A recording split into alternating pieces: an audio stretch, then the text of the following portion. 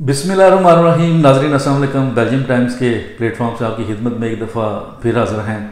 नाजरीन, आज 5 जुलाई का दिन है और एक तो आज के दिन इंतहाई एक अहम सूरत हाल जो गिलगित बल्तिस्तान में शुरू हो चुकी है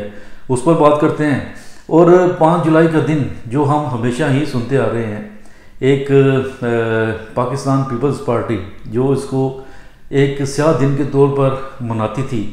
और कल का स्याह दिन आज का खुशगवार दिन और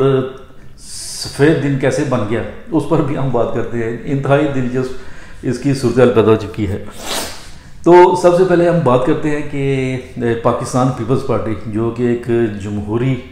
पार्टी के तौर पर जानी जाती थी और एंटी इस्टेब्लिशमेंट के तौर पर वजूद में आई, ये कहना है इनका सबका। तो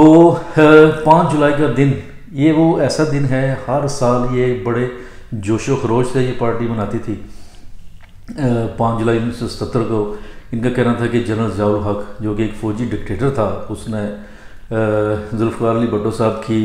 जो हुकूमत थी उस पर शब खून मारा और उनको इक़्तिदार से ना सिर्फ अलहदा किया बल्कि बाद में उनको फांसी के तख्ते तक भी चढ़वा दिया था। तो ये वो दिन था जिस दिन पीपल्स पार्टी हर दुनिया के कोने में जहाँ भी थे इनके जाले जो रहते हैं वो फ़ौज के बारे में उनका ये अवलिन फ़र्ज़ था कि आज के दिन फ़ौज के बड़ा रगड़ा लगाते थे, फ़ौज के ख़िलाफ़ बात करनी। जनरल ज़ियाउल हक ज़ाहिर है उसके बारे में तो ये इंतहाई अब क्या कहें कि ऐसे ऐसे अल्फाज इस्तेमाल होते थे कि हम उसको बयान नहीं कर सकते। लेकिन आज का दिन मैंने क्यों कहा कि खुशगवार दिन है, क्योंकि कल का स्याह दिन आज का एक रोशन दिन बन गया है। उसकी वजह ये है कि जो टोला जिसके बारे में ये कहते हैं कि एक इक़्तिदार का भूखा टोला, यानी कि अब इस्टेब्लिशमेंट, फौजी इस्टेब्लिशमेंट, जिन्होंने शब खून मारा था, आज उसी टोले ने पीपल्स पार्टी और ज़ियाउल हक साहब के रूहानी बेटे मियां नवाज शरीफ साहब को हुकूमत में लेकर आ गया। और कल का स्याह दिन जो मनाते थे, आज सारा दिन सोशल मीडिया पर हमने देखा है कि 5 जुलाई बंदा हैरान हो गया कि 5 जुलाई ये क्या है। ना 5 जुलाई के आगे कुछ था और ना ही 5 जुलाई के पीछे। तो मैंने भी 2-4 दोस्तों से पूछा यार क्या है, जो खासकर मुझे पता था कि पीपल्स पार्टी से अलग रखते हैं, कि 5 जुलाई क्या हुआ। तो अब शर्मिंदगी के अलावा उनके पास कोई ऐसे अल्फाज नहीं थे कि वो बताते कि 5 जुलाई को क्या हुआ। तो वो तो नहीं बता सके, लेकिन हम आपको बताते हैं कि 5 जुलाई को यही था जो मैंने बताया कि जनरल ज़ियाउल हक साहब के बारे में ये इल्ज़ाम लगाया जाता था कि फ़ौजी डिक्टेटर ने भुट्टो साहब की जो हुकूमत उसको गिराया था। लेकिन आज हमें कहीं भी पता नहीं चलता कि 5 जुलाई को क्या हुआ था। सिर्फ आप देखेंगे 5 जुलाई और उसके ना आगे ना पीछे ये सिर्फ यही अल्फाज है। अब इन अल्फाज से तो किसी जो नया बंदा है उसको तो क्या पता चलेगा कि 5 जुलाई क्या है। अब ये हालत ये है कि ये फ़ौज के बारे में बात नहीं कर सकते। ऐसी हालत हो गई है कि वो पार्टी जो फ़ौज के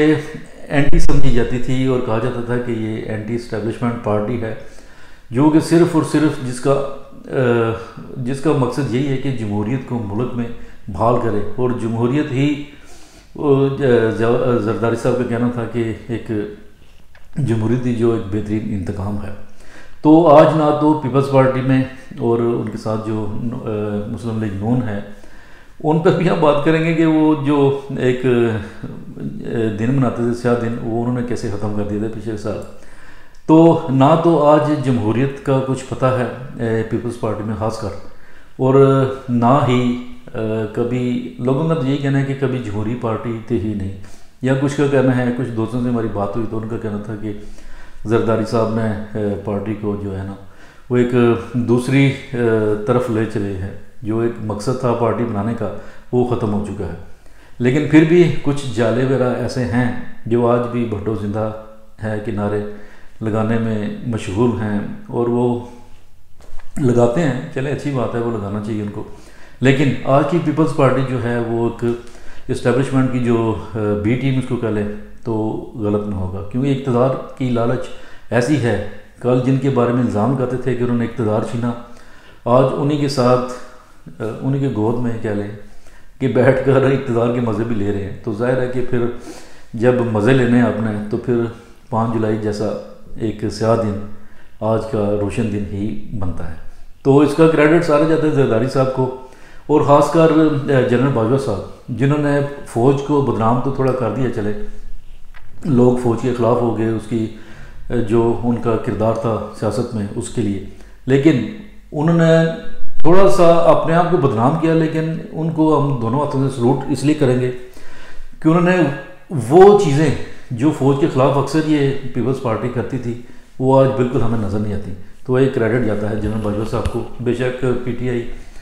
ان کے خلاف ہے کہ ان کی حکومت گروانے میں ان کا اہم کردار ہے، لیکن فوج پر ایک بہت بڑا جو دبا تھا وہ آج جنرل باجوہ صاحب کی وجہ سے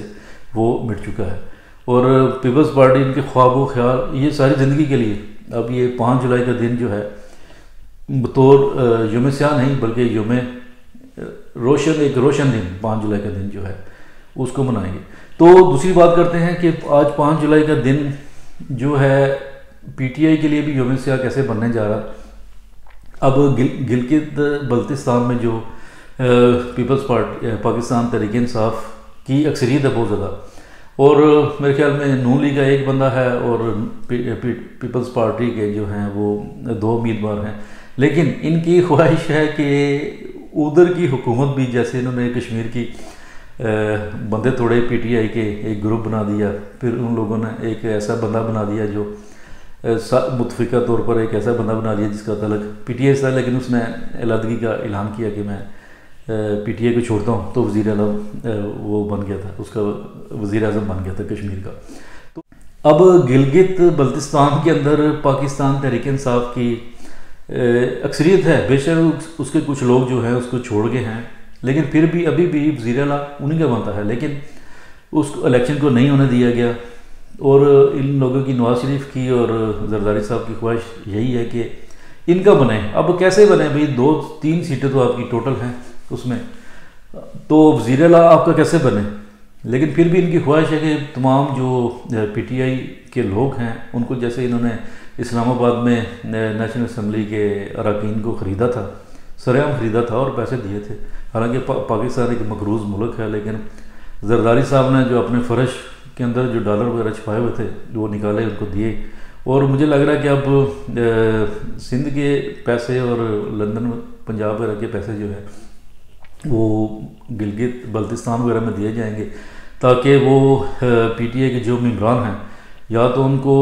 فوجی اسٹیبلشمنٹ جو ہے وہ خوفزدہ کرے، جیسے پنجاب میں کیا کہ جو خوفزدہ نہیں ہو رہا اس کے گھر کے بچوں کو اٹھا لیا، ان کے رشتہ داروں کو اغوا کر لیا، تو تاکہ ان پر ایک پریشر ڈالا جائے تاکہ وہ پی ٹی آئی کو چھوڑیں، اور یا تو نون لیگ کا بنے یا پی پی کا وزیر اعلیٰ بنے، جس کی چانس بالکل نہیں ہے۔ لیکن پاکستان میں اب جو حالات ہیں اس میں یہ سارا ممکن ہے کہ پیپلز پارٹی کا بھی بن سکتا ہے وزیر اعلیٰ اور نون لیگ کا بھی، کیونکہ جب تک اسٹیبلشمنٹ اور جنرل عاصم منیر صاحب کا آشرواد ان کے ہے، ان کا دست شفقت ان کے سر پر ہے، تو وہ جو ہے سارا ممکن ہے۔ اب قائد اعظم محمد علی جناح کا جو ایک کھول ہے انہوں نے واضح طور پر فرمایا جب پاکستان کو بنایا گیا اپنی اسپیچ میں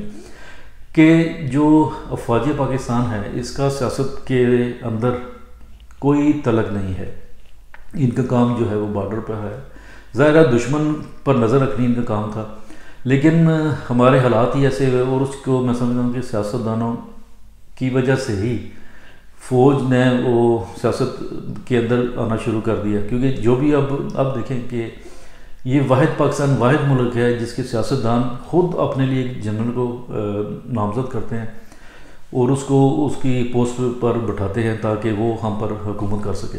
تو دنیا بھی ہنستی ہے، کہتی ہے کہ دنیا کے تمام ممالک کے پاس فوج ہوتی ہے، لیکن پاکستان واحد ملک ہے جس کی فوج کے پاس ملک ہے، تو یہ ہمارا تو اب تمام دنیا ہم پر مذاق اڑانا شروع ہو گئی ہے۔